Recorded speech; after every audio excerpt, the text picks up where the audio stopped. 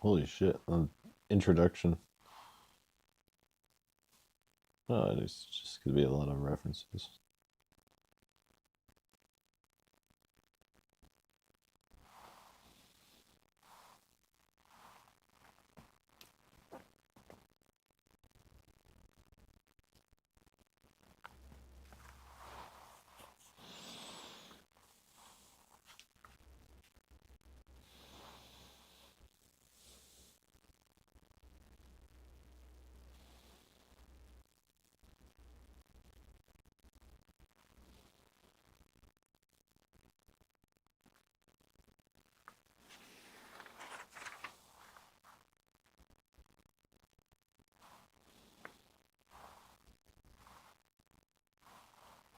I think, see how long virtue and vice is. Virtue and vice.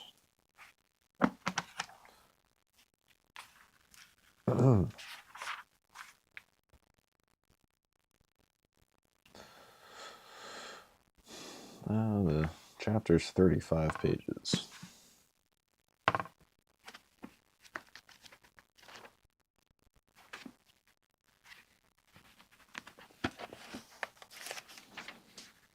One, two, three, 4, 5, 6, 7, 8. That's not bad.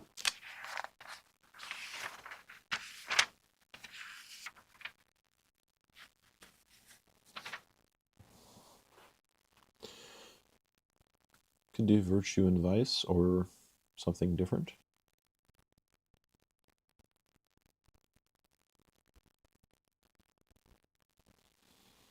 Could do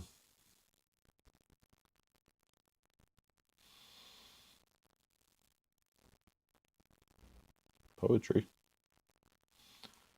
Might be good. Or philosophy. Maybe we do philosophy. I wonder how long that is.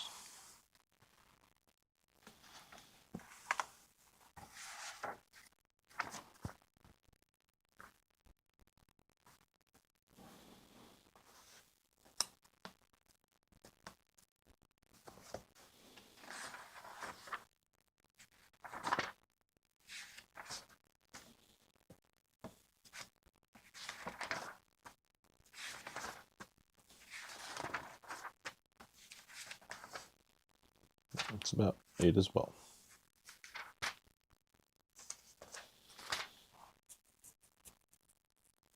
We'll do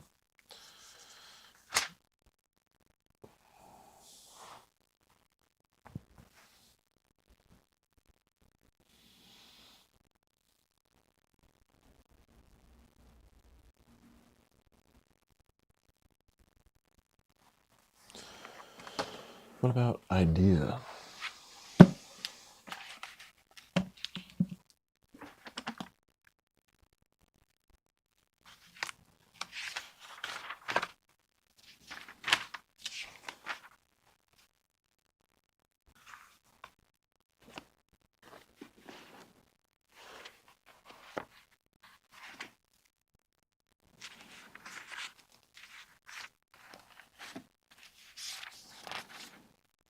One, two, three, 4, 5, 6, 7, 8.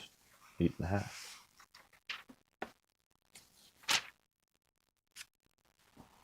Sure, let's do the chapter on idea.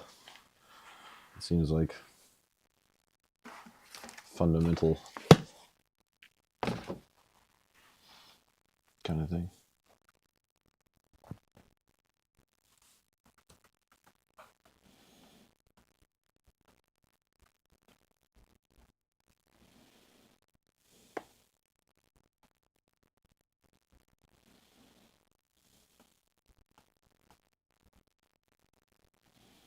Shit.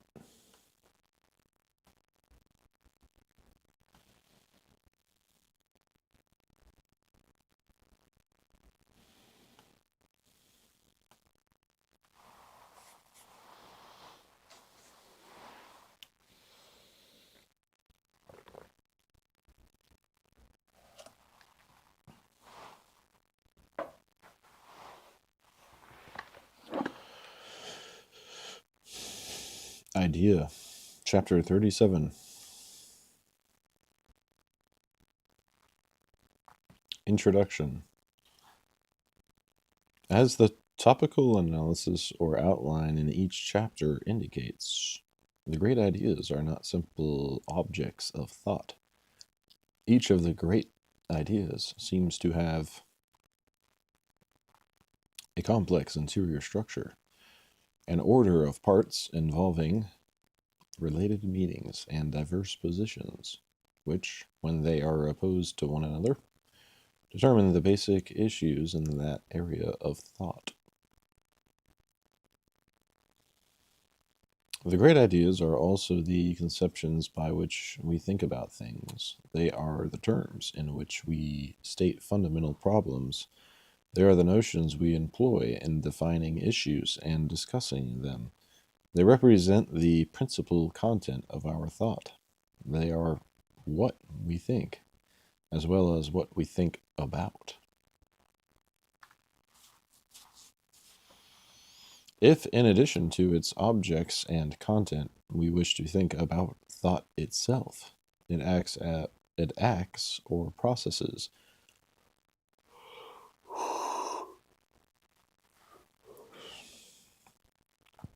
We shall find in the tradition of the great books a number of related terms which indicate the scope of such inquiry. Some of them are idea, judgment, understanding, and reasoning, perception, memory, and imagination, sense, and mind. Here we are concerned with one of these, the idea. It is probably the most elementary of all these related terms, for according to different conceptions of the nature and origin of ideas, the analysis of thought and knowledge will vary. Different positions will be taken concerning the faculties by which men know, the acts and processes of thinking, and the limits of human understanding. Does the word idea, when it is used in the technical discourse of metaphysics or psychology, signify that which is known or understood? Does it signify not the object of thought, but the thought itself, or both? Certainly in popular speech, the word is used both ways, for men speak of understanding and an idea and note differences in their understanding of the same idea. And they also say that they have different ideas about the same thing, meaning that they understand the same thing differently. The word idea has many other oppositions of meaning in its tremendous range of ambiguity. It is sometimes used exclusively for the external types in the divine mind of the intelligible forms that exist apart from material things, which are their copies. Sometimes for concepts in the human mind abstracted from sense experience, sometimes for the seeds of understanding which belong innately to the intellect and so do not need to be derived from sense. Sometimes idea means a sensation or a perception as well as an abstract thought, and then its connotation extends to almost every type of mental content.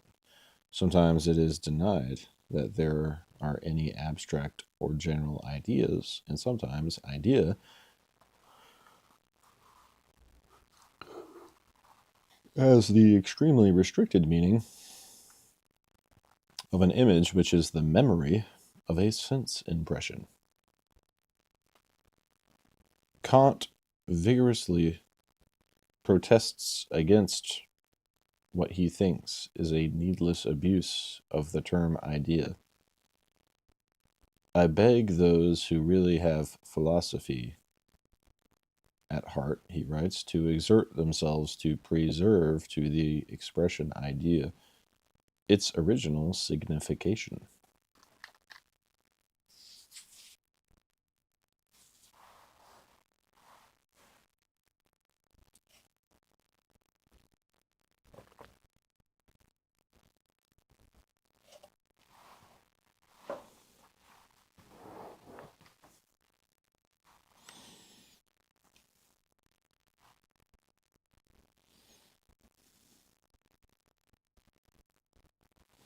There is, he insists, no want of words to denominate adequately every mode of representation without encroaching upon terms which are proper to others. Kant proposes a graduated list of such terms. He begins with perception, which he divides into sensation and cognition, according as it is subjective or objective. A cognition, he then goes on, is either an intuition or a conception, according as it has either an immediate or a mediate relation to its object. Dividing conceptions into the empirical and the pure, Kant finally reaches the term idea as one subdivision of pure conceptions. If the pure conception has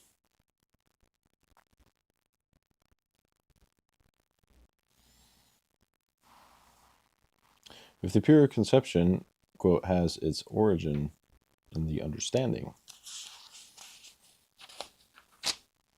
alone, and is not the conception of a pure sensuous image, it is a notion, or it is a notio, or notion, and, quote, a conception formed from notions,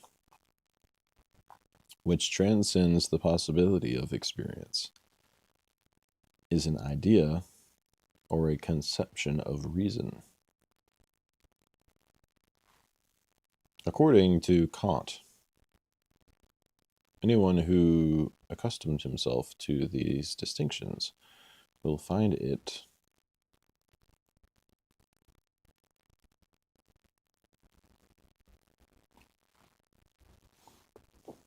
quite intolerable to hear the representation of the color red called an idea. Tolerable or intolerable, the word idea has been used quite persistently with the very meaning that Kant abominates, as well as with a variety of others. The reader of the great books must be prepared for all these shifts in meaning, and with them, shifts in doctrine. For according to these differences in meaning, there are different analyses of the nature of being or being of ideas.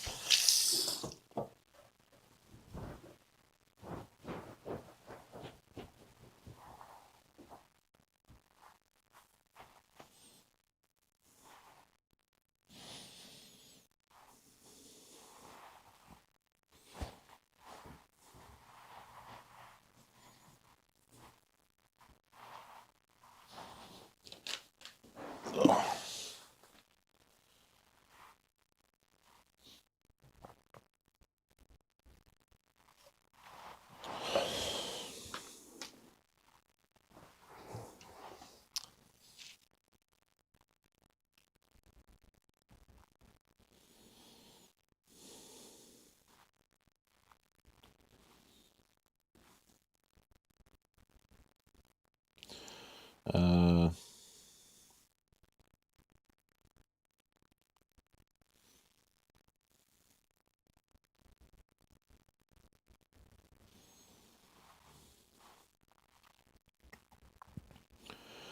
these three questions, what ideas are? Good. The reader of the great books must be prepared for all these shifts in meaning, and with them shifts in doctrine. For according to these differences in meaning, there are different analyses of the nature of being of ideas, different accounts of their origin or their coming to be in the human mind, and different classifications of ideas. These three questions, what ideas are, how ideas are obtained, and of what sorts they are so connected with the answer given to one of them, tends to circumscribe the answers which can be given to the other two.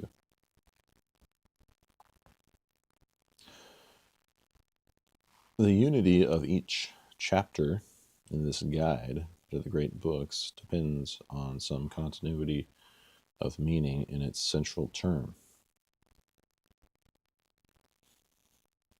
Some common thread of meaning, however thin or tenuous, which unites and makes intelligible the discussion of various authors about the same thing.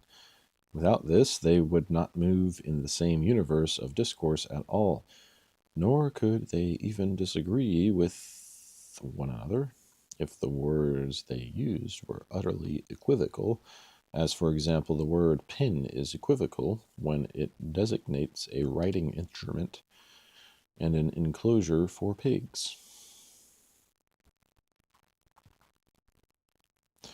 The extraordinary ambiguity of the word idea, as it is used in the great books, puts this principle to the test. Are Plato and Hume talking about the same thing at all when the one discusses ideas as the only intelligible reality, and the other treats ideas as the images derived through memory from the original impressions of sense experience? Is there any common ground between Aristotle and Berkeley, between the identification of human ideas with abstract or general conceptions quite distinct from the perceptions or images of sense, and the identification of ideas with particular perceptions accompanied by a denial of abstract or general notions? Do writers like Locke or William James, for whom ideas of sensation and abstract ideas, or perception or percepts and concepts, belong to the one faculty of understanding or to the single stream of consciousness, communicate with writers like Plotinus, Descartes, and Spinoza, for whom ideas belong to the intellect or to the thinking being, separate from matter and from sensation, which are only bodily reactions? Or with writers like Aristotle and Aquinas, for whom there is a sharp distinction between the faculties of sense and intellect?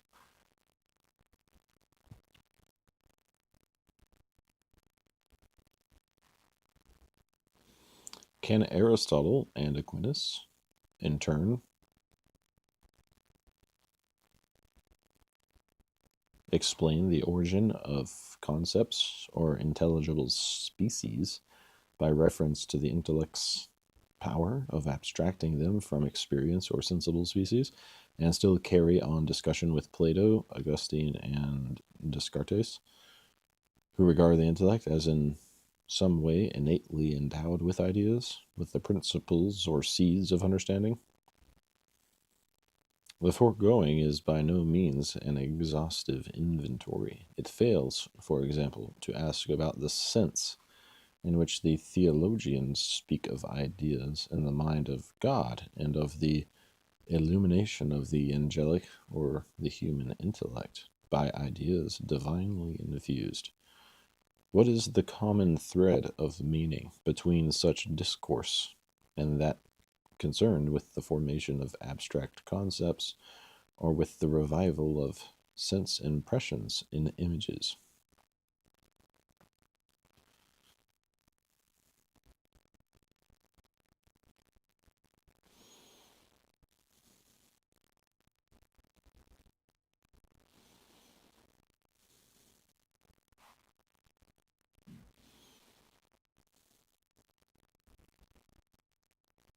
It fails also to question the meaning of idea and Kant's tripartite analysis of the faculties of intuition, judgment, and reasoning, or in Hegel's ultimate synthesis of all nature and history in the dialectical life of the absolute idea. What do these meanings of idea have in common with the sense in which Freud distinguishes between conscious and unconscious ideas? The inventory is also incomplete in that it does not indicate the many divergent routes taken by authors who seem to share a common starting point. Even those who, on certain points, seem to talk the same language appear to have no basis for communication on other points in the theory of ideas, but the questions which have been asked suffice for the purpose at hand. However great the ambiguity of idea, it does not reach that limit of equivocation which would destroy the universe of discourse. There is a slender thread of meaning which ties all the elements of the tradition together, not in a unity of truth or agreement, but in an intelligible joining of issues. This utility can be seen in two ways. It appears first in the fact that any consideration of ideas, whether as objects or contents of the mind, involves a theory of knowledge. This much is common to all meanings of idea. Those like Plato and Berkeley, for whom ideas constitute a realm of intelligible or sensible being, make knowledge of reality consist in the apprehension or understanding of ideas. Those like Aristotle and James, for whom ideas have no being except as perceptions or thoughts, make them the instruments whereby reality is known. On either view, knowledge involves a relationship between a knower and a known, or between a knowing faculty and a knowable entity. But on one view, ideas are the reality, which is known, and on the other, they are the representations by which is known a reality that does not include ideas among its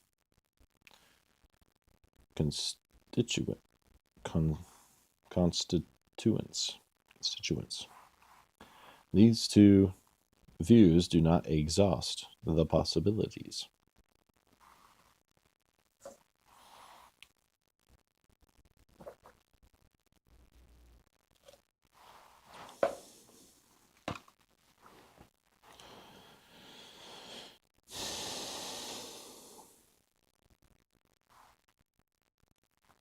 Ideas are sometimes regarded both as objects of knowledge and as representations of reality.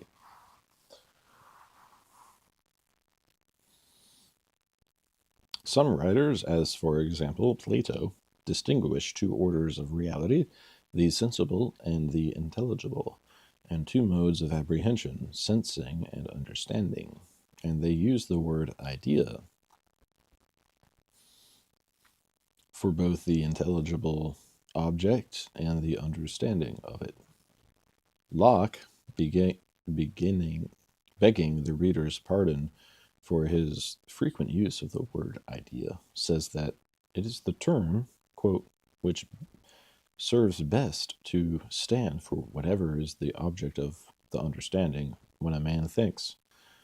But Locke also distinguishes between knowledge of real existences through ideas that the mind has of things as they are in themselves, and knowledge of the relations among our own ideas which the mind gets from their comparison with one another.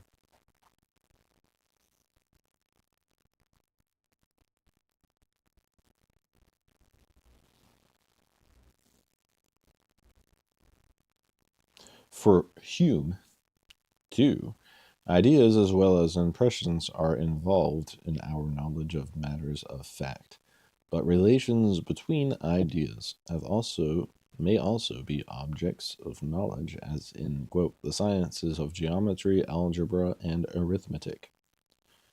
This double use of idea is sometimes accompanied, as in Aquinas, by an explicit acknowledgement and ordering of the two senses. For Aquinas, concepts are primarily the means of knowledge,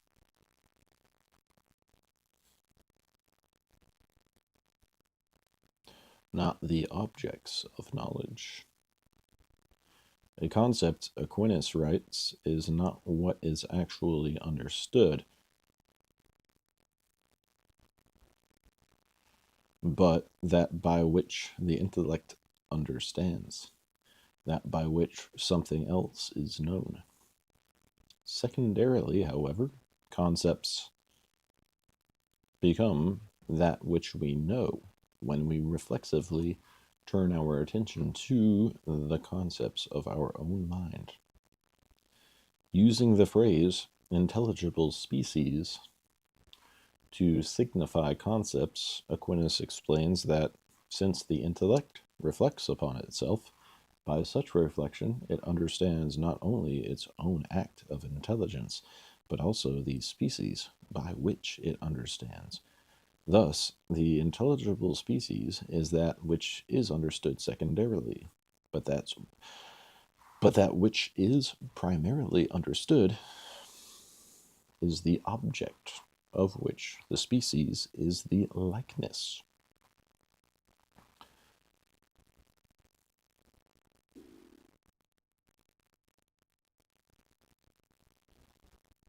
It is possible, therefore, to have ideas about things or ideas about ideas.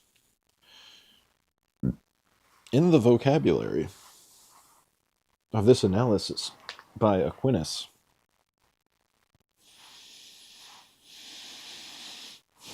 the ideas or concepts whereby real things are understood are sometimes called the first intentions of the mind.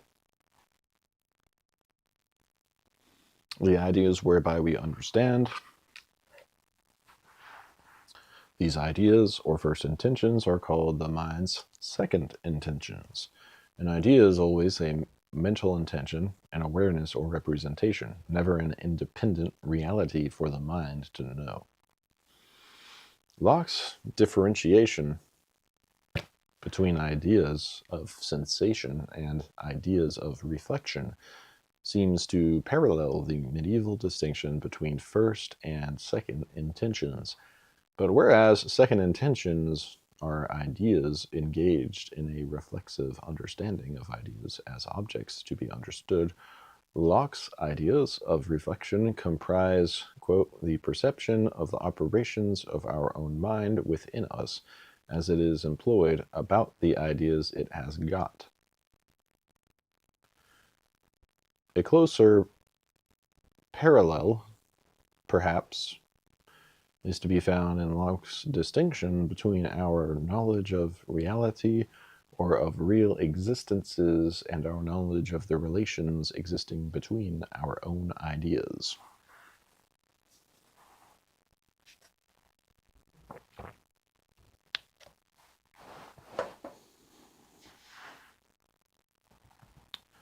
The second way of seeing a connection among meanings of idea depends on recognizing what is common to contrary views. The word pen is utterly equivocal, as we have noted, when it names a writing instrument and an animal enclosure. Hence, men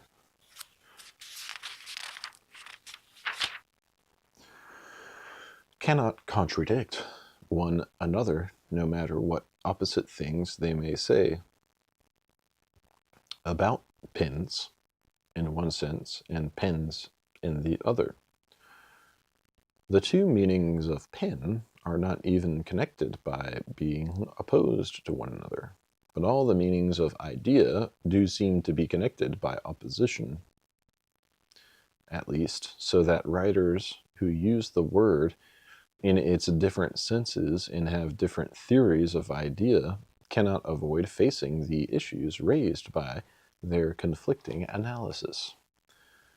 The root of this opposition lies in the positive and negative views of the relation of ideas to sensations, or more generally to sense and the sensible.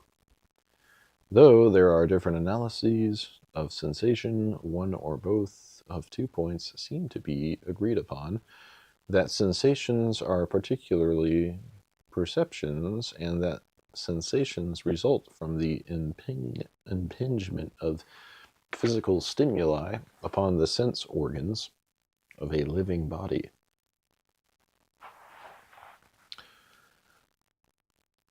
Berkeley insists upon the first point while emphatically denying the second.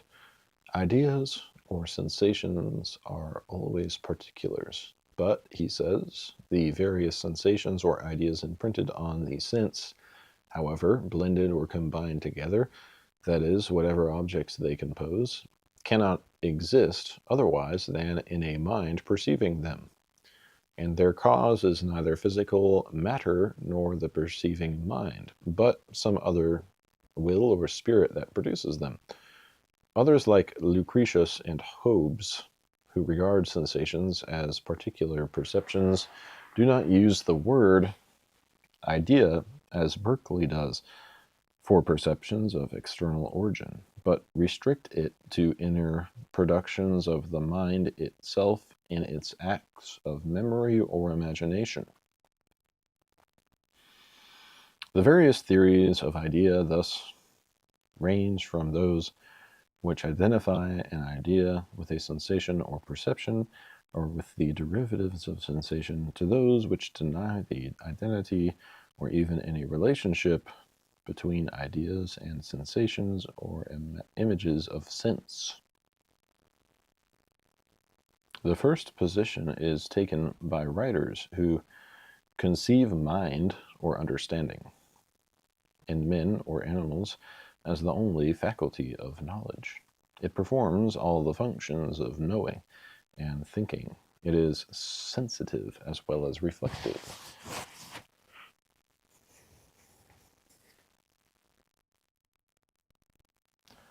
It perceives and remembers as well as imagines and reasons. Within this group of writers there are differences. Berkeley, for example, thinks the objects of human knowledge include either ideas actually imprinted on the senses, or else such as are perceived by attaining to the passions and operations of the mind, or, lastly, ideas formed by the help of memory and imagination, either compounding, dividing, or barely representing those originally perceived in the aforesaid ways. Hume, on the other hand, divides all the perceptions of the mind into 2 classes or species, which are distinguished by their different degrees of force or vivacity. The less forcible and lively are commonly denominated thoughts or ideas. The other species want a name in our language and in most others.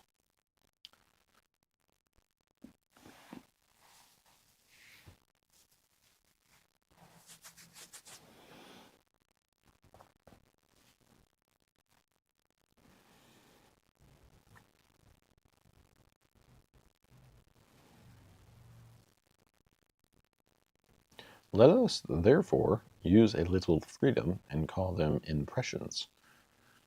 By this term, Hume explains, quote, I mean all our more lively perceptions, where we hear or see or feel or love or hate or desire or will.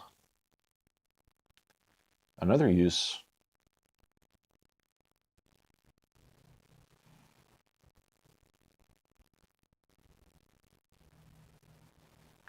of terms is represented by Locke, who distinguishes between ideas of sensation and reflection, simple and complex ideas, particular and general ideas, and uses the word idea both for the original elements of sense experience and for all the derivatives produced by the mind's activity in reworking these given materials, whether by acts of memory, imaginative construction, or abstraction. Still another variation is to be found in William James, despite the authority of Locke. He thinks that the word idea has not domesticated itself in the language so as to cover bodily sensations. Accordingly, he restricts the word idea to concepts and never uses it for sensations or perceptions. Nevertheless, like Locke, he does not think that the development of concept from percept needs the activity of a special faculty. Both concept and percept belong to the single stream of thought and are states of consciousness.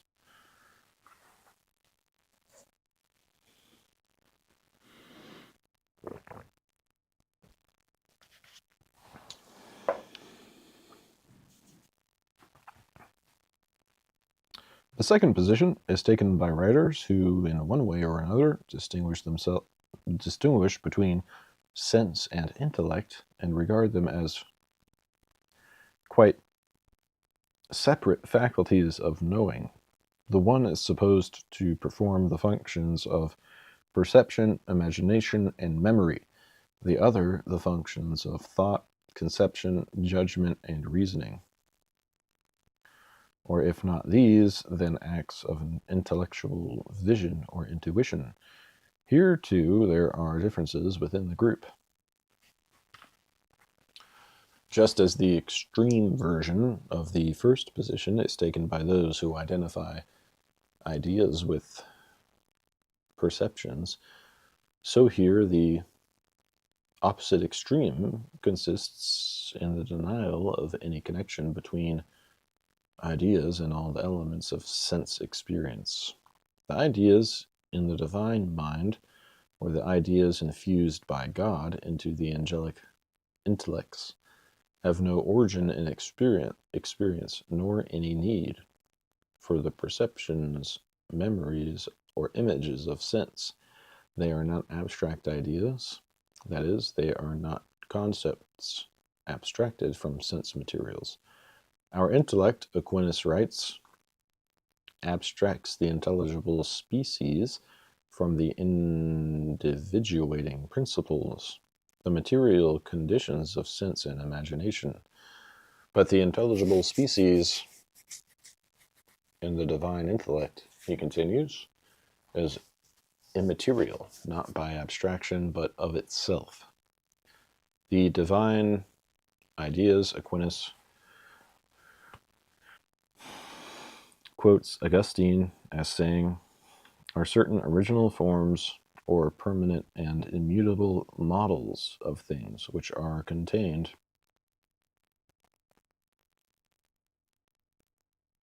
in the divine intelligence. Following Augustine's statement that each thing was created by God according to the idea proper to it, Aquinas restricts the word idea to the, quote, exemplars existing in the divine mind, and to the species of things with which God informs the angelic intellects. He uses the word concept where others speak of ideas in the human mind.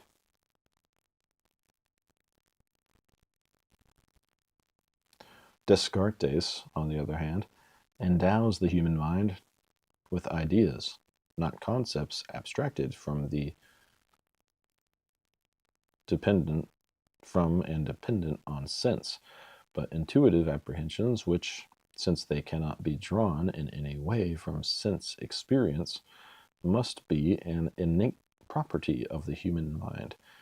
He does not, however, always use the word idea in this strict sense. Some ideas, he says, appear to be innate, some adventitious, and others to be formed or invented by myself. The ideas called adventitious are those which seem to come from the outside, as when, quote, I hear some sound, or see the sun, or feel heat. Those which we form or invent ourselves are constructions of the imagination. Only innate ideas in Descartes' view are truly ideas in the sense of being the elements of certain knowledge and the sources of intellectual intuition. By intuition, he says, I understand not the fluctuating testimony of the senses, nor the misleading judgment that proceeds from the blundering constructions of the imagination, but the undoubting conception of an unclouded and attentive mind, which springs from the light of reason alone. As mind and body are separate substances for Descartes, mind being conceived by him as a res cognitans, or thinking substance, quite separate from res extensa, or extended matter of a bodily substance. So ideas and sensations are independent in origin and function, like infused ideas in the angelic intellect. Innate ideas in the human mind are not abstract, for they are not abstracted. But unlike the angelic intellect, the human mind, even when it employs innate ideas, is discursive or cognitive. It is never conceived as entirely free from the activities of judgment and reasoning, even when its power is also supposed to be intuitive, that is, able to apprehend intelligible objects without analysis or without recourse to the representations of sense.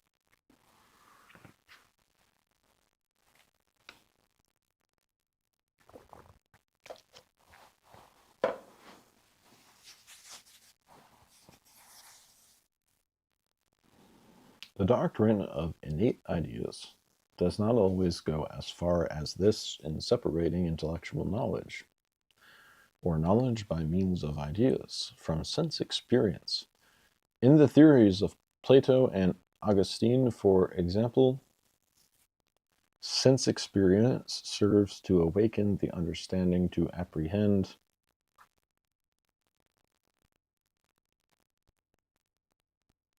the intelligible objects for the intuition of which it is innately equipped. To learn those things which do not come into us as images by the senses, Augustine writes, but which we know within ourselves without images, is in reality only to take things that the memory already contains, scattered and unarranged, and by thinking bring them together.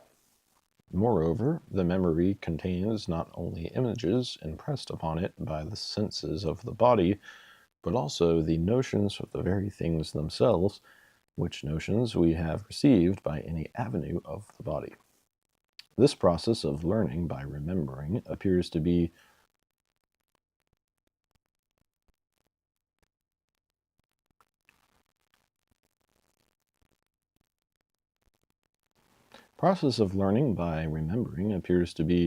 similar to the process which Plato also calls recollection or reminiscence.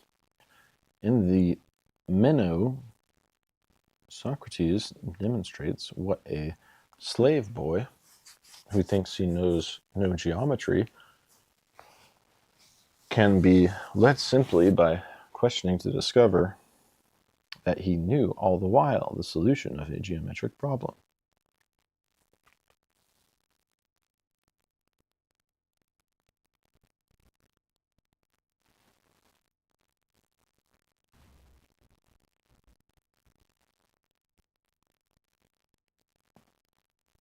Yeah, that is interesting. People seem to understand things.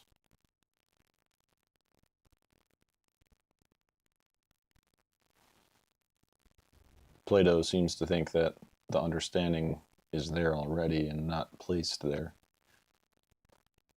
which makes sense because people arrive at conclusions themselves. He often demonstrates just by questioning, just by saying, hey, what makes sense to you about this? But I guess they're also observing the world around them.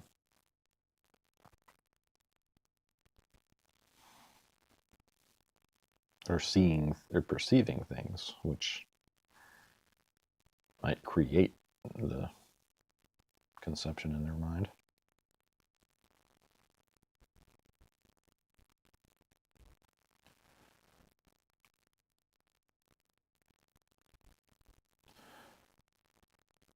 The Meno tells Socrates tells Meno thoughts which only needed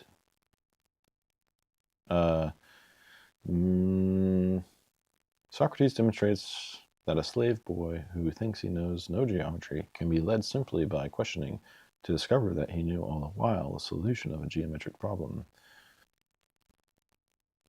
There have always been true thoughts in him, Socrates tells Meno, thoughts which only needed to be awakened into knowledge by putting questions to him. Hence, his soul must always have possessed this knowledge. Learning. Hence, his soul must always possess this knowledge, period. Learning, according to this doctrine of innate ideas, must therefore be described as an attempt to recollect not what you do not know, but rather what you do not remember.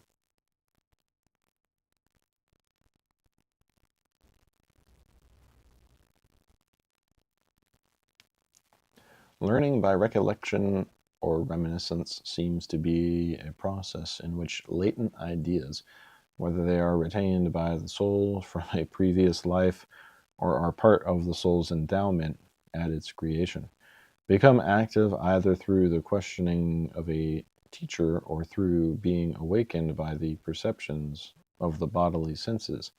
Though such bodily stimulation of thought implies a functional connection between body and soul, nevertheless, both Plato and Augustine hold that ideas are independent in origin.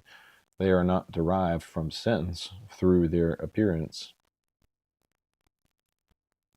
They are not derived from sense, though their appearance may be occasioned by events in the world of sense.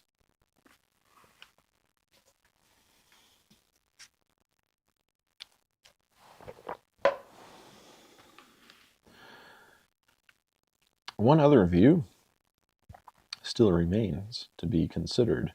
It denies that ideas are innate in the human mind, at the same time that it distinguishes between the intellect and the senses as separate faculties of knowing.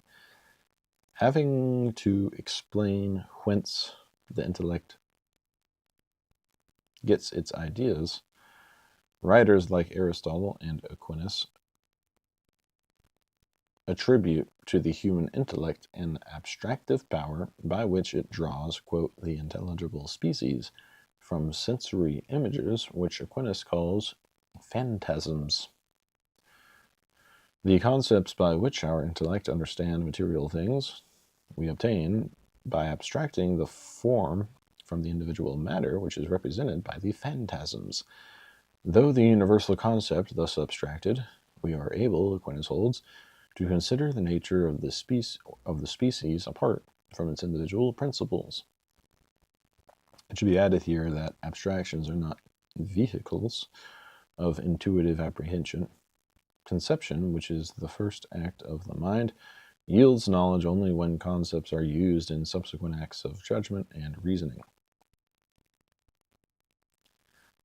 Abstract or universal concepts are as different from the ideas which belong to intellects separate from bodies, the divine or angelic intellects, as they are different from the particular perceptions or images of sense. They occupy an intermediate position between the two, just as according to Aquinas, quote, the human intellect holds a middle place, quote, between angelic intelligence and corporeal sense. On the one hand, the human intellect is for Aquinas an incorporeal power. On the other hand, it functions only in cooperation with the corporeal powers of sense and imagination. So the concepts which the human intellect forms, being universal, are immaterial, but they are also dependent in origin and function on the materials of sense. Not only are universal concepts abstracted from the phantasms, but for the intellect to understand physical things, it must of necessity, Aquinas writes, turn to the phantasms in order to perceive the universal nature existing in the individual. The theory of abstract ideas seems not far removed from the position of Locke, who distinguishes between particular and general ideas, which he calls abstract, or that of William James, who distinguishes between universal concepts and sense perceptions. Yet, on one question, the difference between them is radical, namely whether particular sensations and universal ideas belong to the same faculty of mind, or to the quite distinct faculties of sense and intellect. The difference seems to have considerable bearing on the way in which these writers explain the process of abstraction or generalization, with consequences for certain subtleties, acknowledged or ignored, in the analysis of the grades of abstraction. Nevertheless, the resemblance between the positions of Locke and Aquinas are those of William James and Aristotle, each affirming in his own way that the mind contains nothing not rooted in the senses, serves to mediate between the more extreme positions. The dispute about innate ideas and the controversy over abstract ideas are issues in psychology inseparable from fundamental differences concerning the nature and operation of the faculty or faculties of knowing. There are other issues which concern the being or the truth of ideas. Here, the first question is not whether ideas are objects of knowledge, but whether the existence of ideas is real or mental, outside the mind or in it.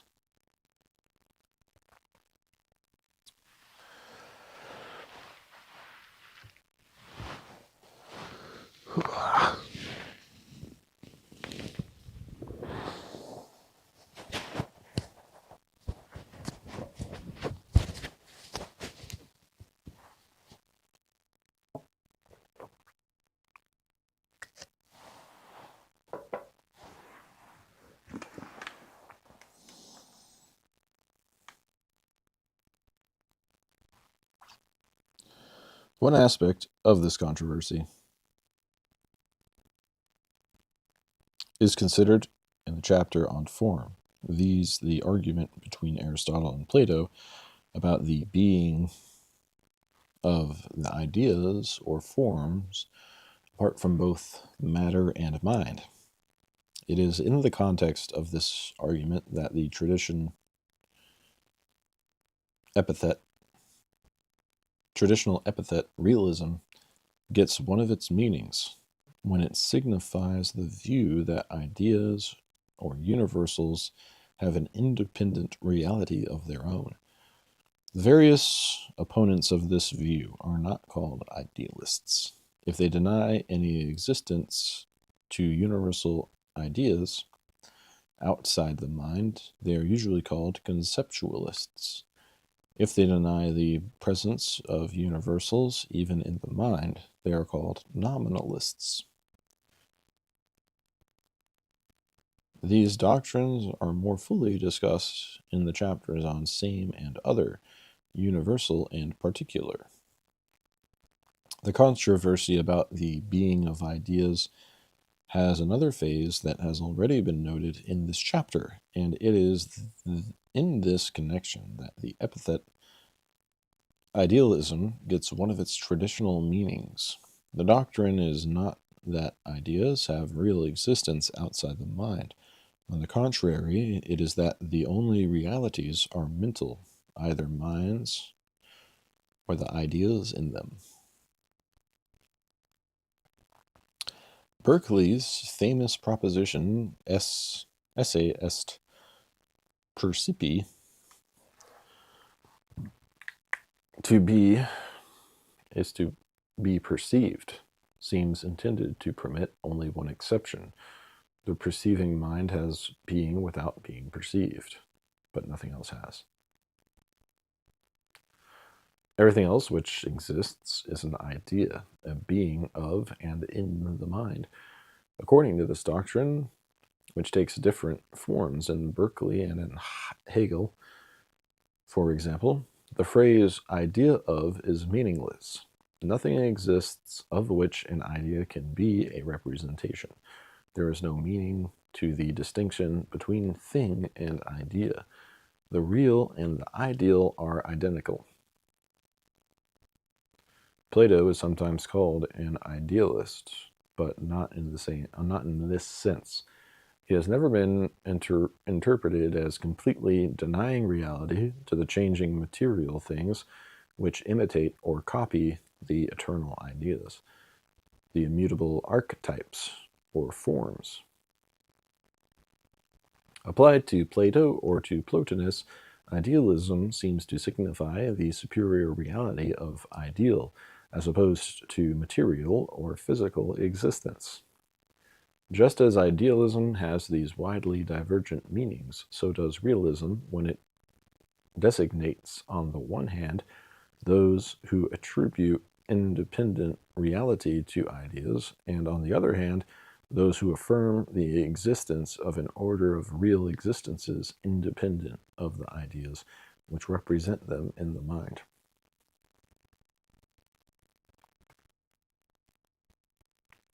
Writers who distinguish between things and ideas, or between the order of reality and the mind's conception of it, face the problem of differentiating between these two modes of being.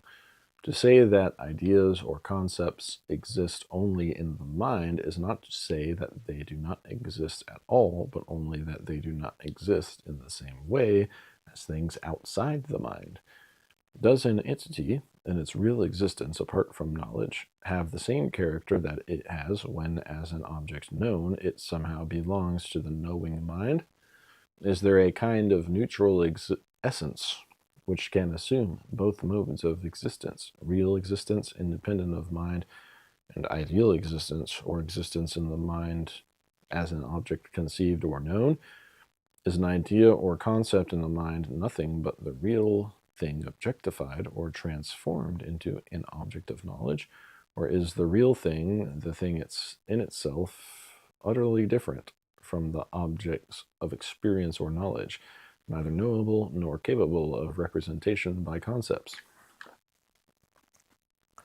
These questions relevant to the consideration of ideas as representations of reality are, of course, also relevant to problems considered in the chapters on being, experience, and knowledge. The issues indicated are there to discuss. Intimately connected with them are questions about the truth of ideas. Can ideas or concepts be true or false in the sense in which truth and falsity are attributed to propositions or judgments? Under what conditions is an idea true? In what does its truth consist? And what are the signs or marks of its truth?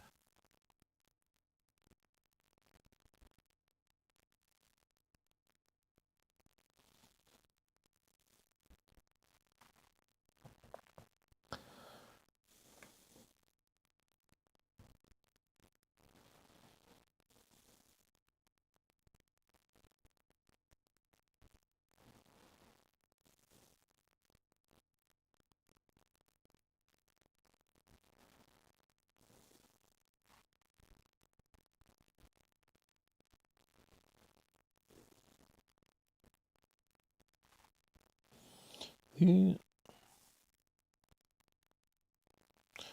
ideas or concepts be true or false in the sense in which truth and falsity are attributed to propositions or judgments?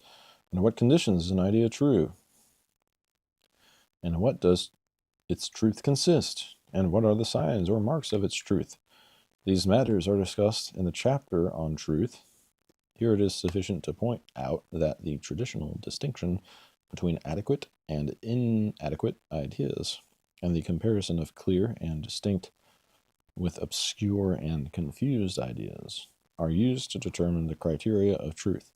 It may be the truth of a concept taken by itself, or of the judgment into which several concepts enter. To the extent that ideas are regarded as representative, their truth, or the truth of the judgments they form, seem to consist in some mode of agreement or correspondence with the reality they represent, or, as Spinoza says, its ideatum.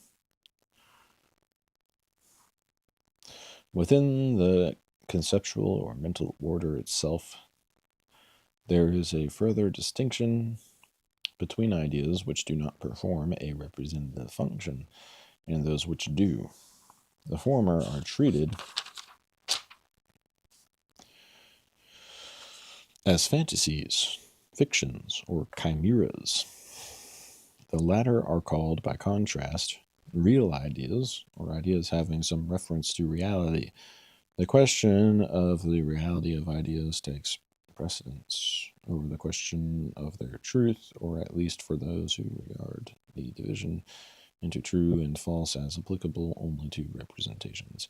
Yet the criteria of the distinction between the real and the imaginary are difficult to separate from the criteria of true and false. The separation is made most readily by those who use idea to mean memory, image. They can test the reality of an idea by tracing it back to the impression from which it originated. Another sort of test is applied by those who measure the reality of abstract ideas by their fidelity to the sense perceptions from which they were abstracted. Still another criterion proposed by William James is that of freedom from contradiction. An idea has truth and its object has reality if it remains uncontradicted. The idea of a winged horse illustrates the point. If I merely dream of a horse with wings, James writes, my horse interferes with nothing else and has not to be contradicted. But if with this horse I make an inroad into the world otherwise known, and say, for example, that is my old mare Mackie, having grown a pair of wings where she stands in her stall, the whole case is altered. For now, the horse and place are identified with a horse and place otherwise known, and what is known of the latter objects is incompatible with what is perceived with the former.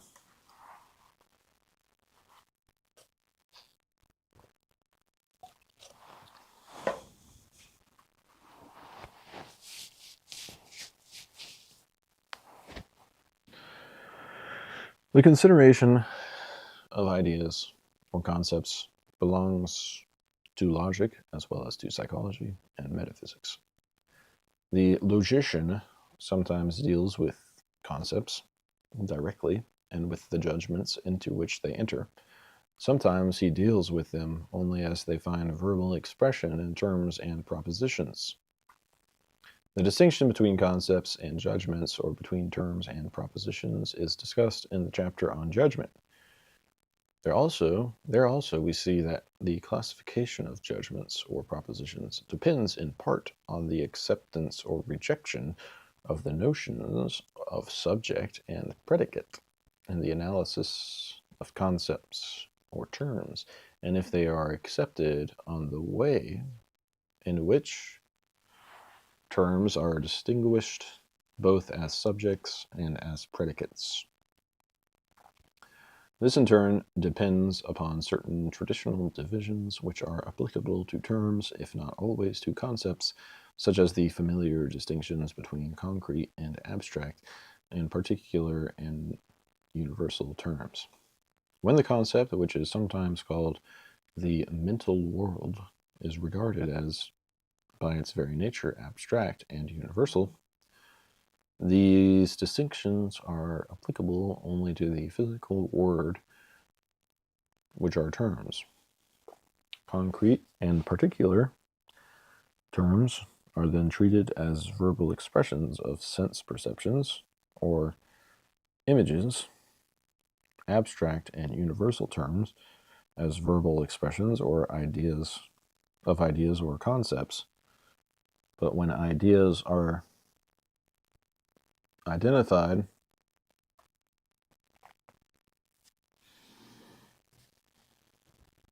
with sense perceptions or images, and abstract concepts are denied, the existence of general names in ordinary discourse suffices for the distinction between particular and universal terms, even though the latter do not express any actual content of the mind. Unlike the foregoing other divisions of terms, as for example, the distinction between the univocal and the analogical, or between species and genera, do not occur throughout the tradition of logic. They tend to be characteristic of the logic of Aristotle and its medieval development. Of these two distinctions, that between univocal and analogical terms or concepts appears explicitly so far as this set of great books is concerned only in the Summa Theologica. Nevertheless, Aquinas does have some background for his special theory of analogical terms in Aristotle's treatment of univocal and equivocal names, and in the same separation of terms which predicate a sameness in species or genus from those who predicate a sameness by analogy. The analysis of these distinctions is undertaken in the chapters on same and other, and sign and symbol. Other writers, in dealing with universal terms, recognize that they are different. They have different degrees of generality. They sometimes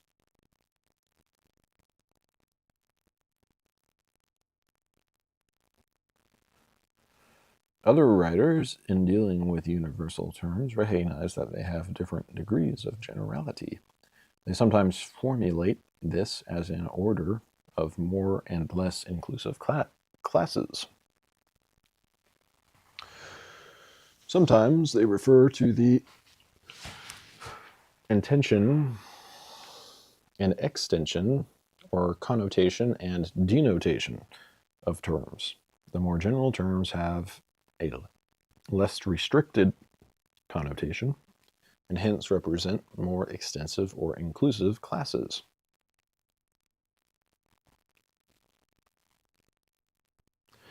The more specific terms have a more determinate meaning, and so also have a narrower denotation and represent less inclusive classes. What seems to be particular to Aristotle's analysis of species and genera is the setting of upper and lower limits to the hierarchy of universal terms with a small number of irreducible categories, or summa genera, under which all species fall, and at the other extreme, with a finite number of lowest or infime species which are incapable of subsuming other species. The terms which fall under the lowest species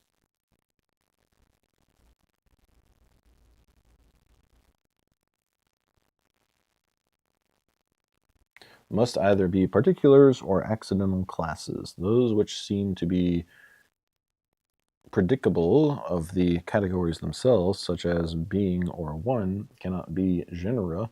These are the terms which Aristotle's medieval followers call transcendental and analogical. Using the word transcendental is in a different sense.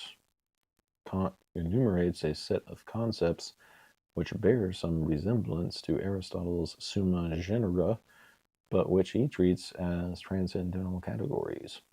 The difference among concepts with respect to generality is of interest to the psychologist as well as to the logician, for it raises the problem of whether the more or less general takes precedence in the order of learning.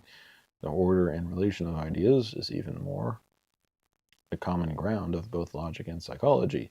Both, for example, deal with the position and sequence of terms or concepts in reasoning, though the logician aims to prescribe the forms which reasoning must take in order to be valid, whereas the psychologist tries to describe the steps by which thinking actually goes on. Only the logician, however, is concerned with the way in which terms are ordered to one another as positive and negative, or as contraries. Just as from Aristotle to Freud, only the psychologist deals with the association of ideas in the stream of thought by relationships of contiguity and succession, similarity and difference, according as the logical connection of ideas or their psychological association is made the primary fact. Radically divergent interpretations are given of the nature of mind, the life of reason, and the process of thought.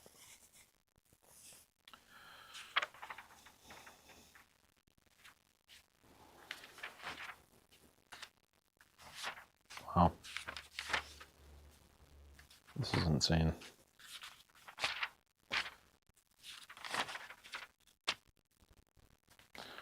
There's no way one person made this.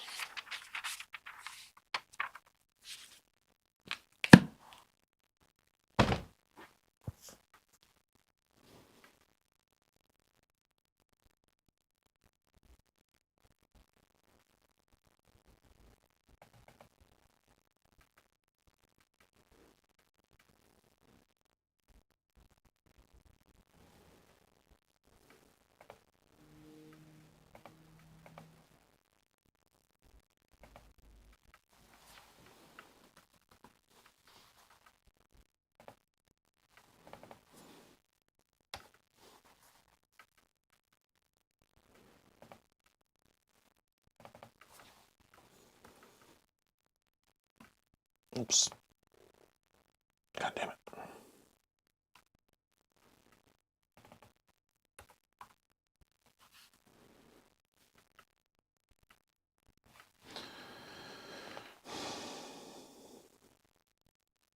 Here we go. Cross it off the list.